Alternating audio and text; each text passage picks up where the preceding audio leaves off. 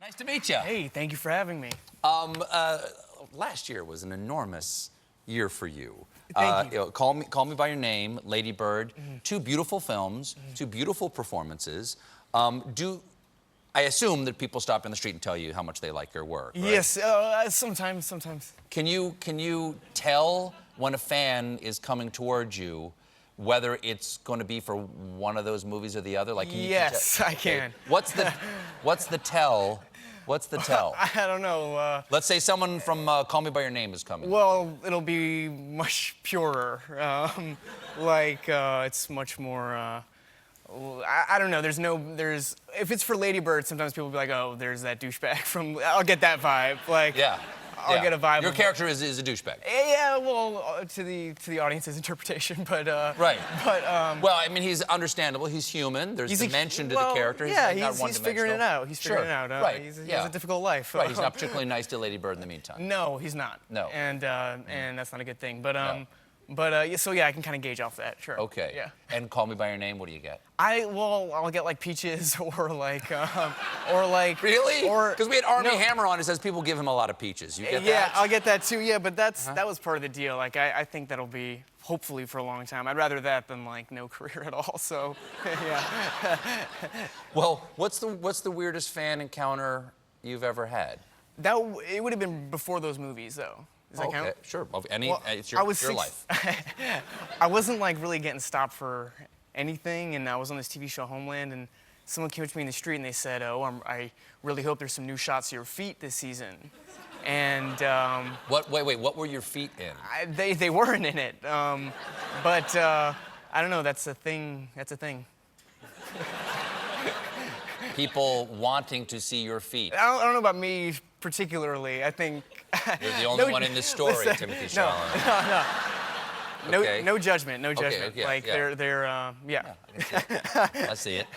You grew up not far from here, I understand. I grew up like 10 blocks. I grew up like 15 blocks from here. Okay. Yeah. Did you like being a city kid? I love being a city kid. Yeah, I got the Yankees on my feet right now.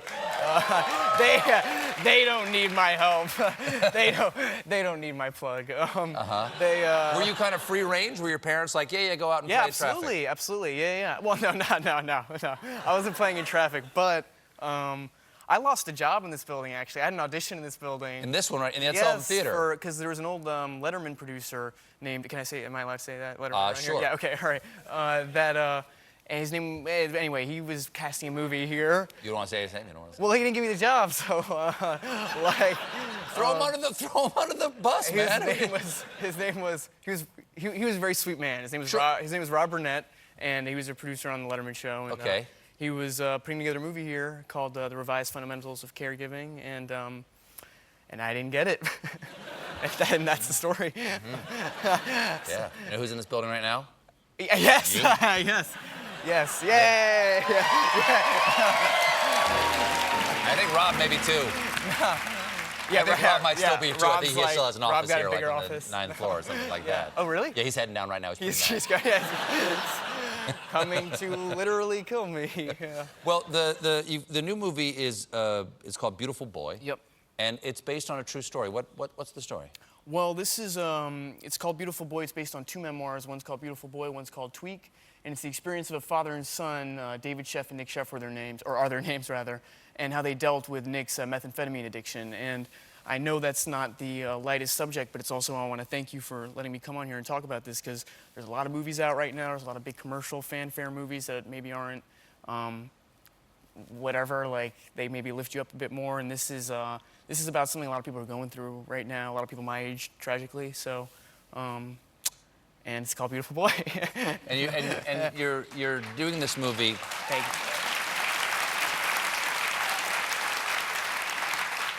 It's an important story to tell because so many families deal with addiction. Yes. So many families, loving families. Yeah. This is not particularly an extraordinary or out of the ordinary story. This is all too common. No, and I think that's what we were going for, and not in the name of being general at all, but just in trying to be relatable, is that, you see a family where maybe it's not obvious that addiction could fracture it, and that's ultimately, I think, the learning grace of the movie. And I'm sure if people in here or at home have experienced this, they know this, that addiction doesn't have a face.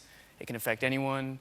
And it's easier to think, oh, that happens to something that I'm not a part of, or people that go through things that I don't go through, but a lot of people are going through this right now, and the first step forward is to at least be able to like address it openly. So however infinitesimally this movie can help, or me being here or whatever, then it's good to be here. Well, the story is to... It's also to a large degree the story of your father and his attempt to try to help you, played by my old friend Steve Carell. Yes, yeah. What was it like for you to work with Steve? Man, what a dream to work with Steve, and I'm so grateful, like, almost just haphazardly, I Googled Steve Carell, Stephen Colbert before I came here. If you go on Google Images and you do that, it seems like you guys are in love. Like, a little bit. I worked with Steve, I don't know, 20 years or something like that. We had the Second City. We had the lockers, sort of like the cubby holes next to each other at Second City. And you got him his first job there, right? No, I got him hired at the Daily Show. Okay, yes. I got him hired at the Daily Show. We were at Second City together. We were at the Dana Carvey Show together. Yes. We were at Daily Show together. And, like, we you shared really, offices. Came up together. Oh yeah. And you have these incredible sketches that I hadn't seen, and like there are some. I encourage everyone to go. They're like surreal videos of both of them online. And there's this video of you guys at like a comedy conference, and you like start singing the national anthem for some reason. Sure. And Steve just jumps in, and this really surreal thing happens in the room where everyone just like slowly starts to rise, and people start putting their hands on their hearts. It's like a beautiful, amazing. Sure. Also, it's beautiful and also extremely uncomfortable to do that in the middle of a comedy conference. Yes. People go like, I guess we have to do this. Do this now.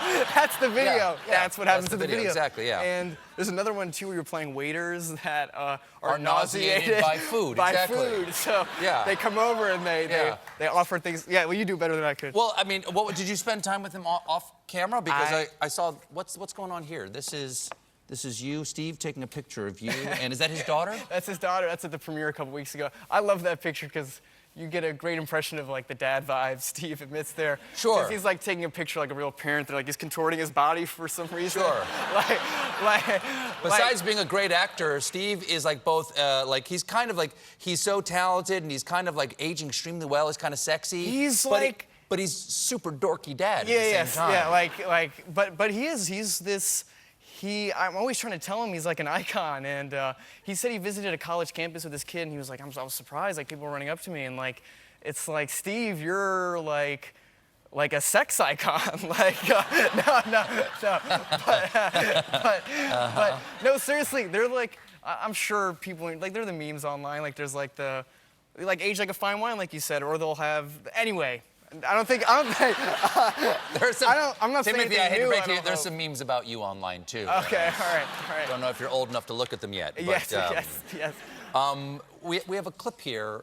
Can you tell us what's actually happening? It's you on the phone. Okay, yes. So this is a scene between David and Nick. This would be in the book of Beautiful Boy as well. And this is, Nick has had a number of relapses at this point in the movie, and he's calling his father, and he is trying to convince his father to let him come home, and that'll be on good behavior. Jim? Hey, Dad, it's me. Nick? Yeah.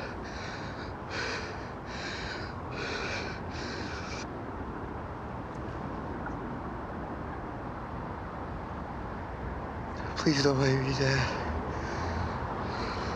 I know I did wrong.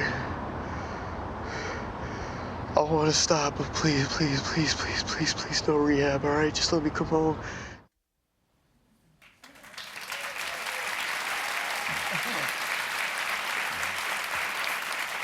The film looks beautiful and human and heartbreaking. And I just want to touch on one other film that you've got coming up. Yes. And I know you can't tell me anything, but is it true that you've been cast as Paul Atreides in the new Dune? Yes. Okay. Yes. You are Moadib. Yes. You are the Kwitzak Haderach. All right? You really know. Okay. Right. What is fear? Do you know what fear is? Fear is the mind killer. Good luck. Thank you. So nice to meet you. Thank you. Man, thank you for having me. Thank you. Seriously. Beautiful Boy is in theaters now. Timothée Chalamet, everybody. We'll be right back.